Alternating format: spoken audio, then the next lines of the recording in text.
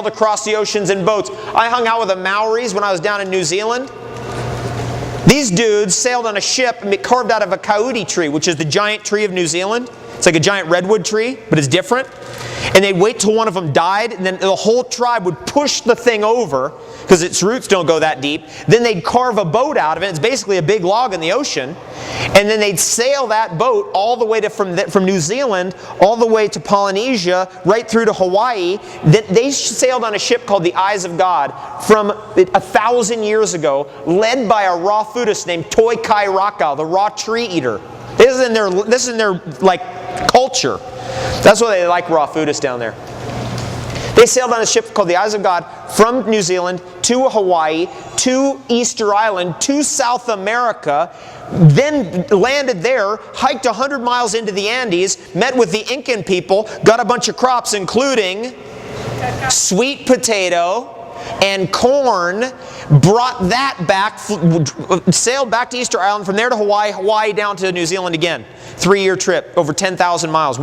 Either way, 10,000 miles there, 10,000 miles back, 20,000 mile journey. What were they eating? Noni and coconut. I started eating noni and coconut when I get home to my farm in Hawaii, and it's like I start going, I mean, it's just like I start feeling like a Polynesian. I put on like 10 pounds. I'm like, geez, I can't handle this kind of weight. Because that stuff has growth factors in it. That's important for kids. Growth factors. I'm going to give you a list of foods that have growth factors in it. Because if your kid's like not quite, thriving, these are foods that help. Number 1, growth factors. Coconut. It's hormonal. It starts revving things up. Growth factors. Marine phytoplankton. Growth factors. Noni. Here's an interesting one. Growth factors. Goji berry. Number 1, deer antler. Growth factors. Like revving things up, like growth factors, growth hormone. But precursors to it. Deer antler, the deer's antler. Somebody came up and asked me, like, what about, should we eat animal products, should we not? What's the story with that? And that's a big story, because not all animal products can just be lumped in one category. Dairy is very different from, say, the meat of an animal. The organs of an animal are completely different from its muscle, and its bones are completely different from everything else. A cow is a completely different telluric, on the earth kind of creature than a deer, which is more of like a cosmic astral creature that's kind of like, barely on the earth. Very different energies. So we can't answer that really specifically. What we're doing here, and what I do, is I'm into plant nutrition.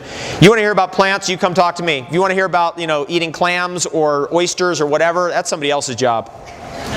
That's not my job.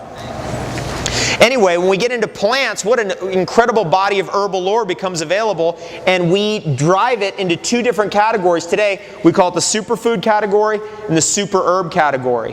The superfoods are like the top foods in whole civilizations. Goji berry, that's delivered to us by the Chinese. I have grown goji berries in Ontario, and I've grown goji berries in Hawaii, and it grows the same. Same starting material. That's crazy. I'm growing mulberries in Hawaii, and I'm also growing mulberries in Ontario. So I did the research the other day, because I brought this up at a number of times. I finally was like, I got to get the actual answer on this. It's been touted, and it's floating around in the ethers out there, that mulberry is the most genetically complex organism on the earth. We thought we were. Right? So I did the research, 308 chromosomes. That's not every mulberry, but there are mulberries that are out there that have 308 chromosomes.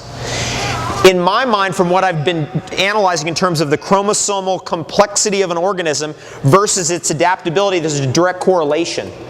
So the more chromosomally complex an organism is, like the mulberry, the more capable it is of surviving in a certain climate. What does that do to you? It turns into an adaptogen in your body. So it helps you adapt to whatever you're dealing with. That's ultimately the message of tonic herbalism, is getting onto adaptogens. And dozens of different adaptogens. I might do a dozen different adaptogens in a single day. How do I do that? The blender. You can blend your way to heaven. They lied to you. They didn't tell you the truth. You cannot toast your way to heaven. You can't microwave your way to heaven. In fact, what is our picture of heaven and hell? What's our picture of hell? What does that look like? Fire, smoke, and brimstone.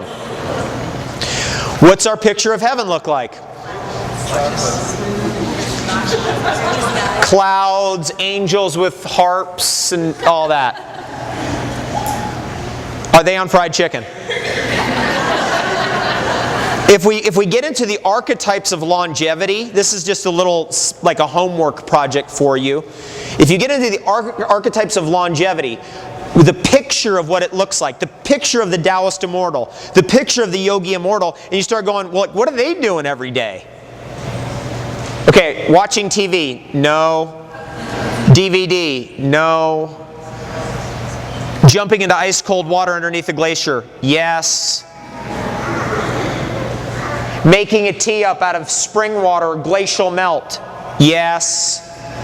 Consuming herb number 1111? No. Consuming herb number 1? Yes. You can just deduce it from your own consciousness, can't you? Like, do you need herb number 1111 ever? I don't care. I don't know, and I don't care. Yeah, I'm never going to know. How about herb number 1? How about herb number 2, 3, 4, 5, 6, 7, 8, 9, 10? Once we got through those, then we go to 11 through 20. Once we're at 20, we go back to 1 again. You don't ever need to go further than that. And so what we're doing here is we're taking this whole thing of like herbalism, like, oh, I need to have these herbs mixed with that and for these conditions and all that. We're throwing all that, and it's gone. We eradicated it. It's gone forever. We're going back to the original teachings of herbalism, which really, the original teachings of herbalism is just an organization of wild food intuition. That's all it is. And what herbalism is really doing for us at its base level is institutionalizing foods that we would normally be attracted to and eat in nature for those of us who live in a civilization and we forgot our instincts or don't know what they are because we didn't grow up in a forest or in a wild land somewhere. Does that make sense? That institutionalization of wild food information is indicating then that what we really want is not something like echinacea, which is a wonderful herb. I grow echinacea. I love it. It's the best ever. And it's like something you do 3 weeks or you throw it into tea occasionally, but it's not a tonic. It's not something you can eat all the time. Garlic's like that. What happens if you eat garlic every day? Yeah, what happens besides, you know, the scene that happens at work? Or the weird, like, it starts coming out of your pores. I mean, you come to a point where people are like, dude, I got to have a talk with you here. You got to lay off the garlic, man, or you're going to get fired. Because it's not a tonic herb. You can't take it every day. However, reishi mushroom, that's a tonic herb. Cordyceps mushroom, that's a tonic herb. Goji berry is a tonic herb. We call it a superfood. Here's one for you. Asparagus versus cancer. Google it. Asparagus root. We finally got the asparagus going this year, thanks to Groove. She's hooked it up. Asparagus root. So every year as it comes back, it gets stronger and stronger. Interestingly, I started realizing what asparagus is. It's in the top 3 herbs in the world. The root, not the shoot. Shoots are great, wonderful, best ever, awesome, love it. And it's the root. So I started looking into it, and all of a sudden I realized that when I was a child, in my mom's backyard, I used to cultivate this one plant that I really liked. Nobody knew about it. It wasn't planted there, but I really liked it and I always cultivated it. Years later, I realized it was wild asparagus. Remember Ewell Gibbons' book, Stalking the Wild Asparagus? Why is it that? Why isn't stalking the wild strawberry?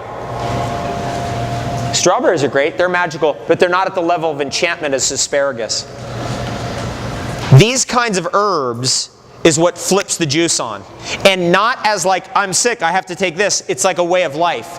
Herbalism is not something of like, oh, I'm sick, now I have to do this. It's like who you are. It's just what I eat. I'm going to tell you something right now. I don't know what you paid to get in here, but this is the most powerful thing you may ever hear in the whole field of nutrition.